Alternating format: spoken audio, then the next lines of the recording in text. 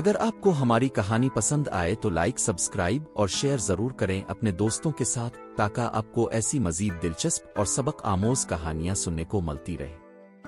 گرمیوں کی تیز دھوپ میں جب سب سایہ ڈھونڈ رہے تھے ایک ننھی چیونٹی اپنے ننھے سے دانے کو کھینچتی جا رہی تھی۔ اس کا جسم پسینے سے بھیگا ہوا تھا لیکن اس کے چہرے پر عزم تھا کیونکہ وہ جانتی تھی سردی آنے والی ہے۔ محنتی چیونٹی۔ ایک خوبصورت سبز وادی میں ایک محنتی چیونٹی رہتی تھی۔ اس کا کام تھا سارا دن دانے جمع کرنا۔ گرمی ہو یا بارش وہ ہر حال میں صبح سویرے کام پر نکلتی۔ وہ کبھی سستی نہیں کرتی تھی اور ہمیشہ مستقبل کی تیاری میں لگی رہتی۔ اسی جنگل میں ایک سست ٹڈی بھی رہتا تھا۔ وہ سارا دن درختوں کی ٹہنیوں پر بیٹھا بانسری بجاتا گانے گاتا اور خوب مزے کرتا۔ جب چیونٹی اس کے پاس سے گزرتی تو وہ ہنستا اور کہتا، ارے چیونٹی، اتنی گرمی میں کام کیوں کر رہی ہو؟ آؤ میرے ساتھ گانا گاؤ، ناچو، مزے کرو۔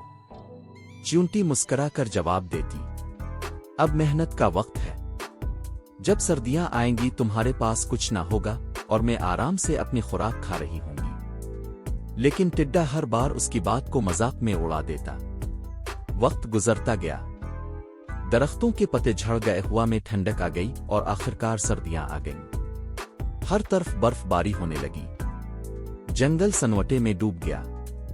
چیونٹی اپنے گھر میں آرام سے بیٹھی تھی جہاں دانوں کا خزانہ تھا اور گرمی کا انتظام بھی۔